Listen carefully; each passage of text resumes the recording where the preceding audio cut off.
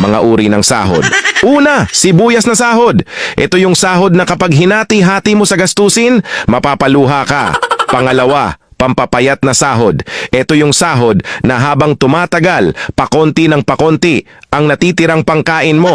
Pangatlo, magic sahod. Ito naman yung sahod na konting kumpas lang ng kamay at abracadabra, wala na siya.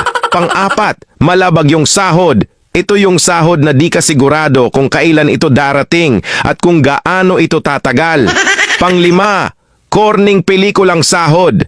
Ito naman yung sahod na tinatawanan mo na lang para di ka mabwisit. Pang-anim, konserbatibong sahod.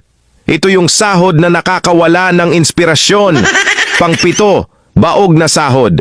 Ito naman yung sahod na kahit anong trabaho ang gawin mo, wala pa ring kalalabasan ito.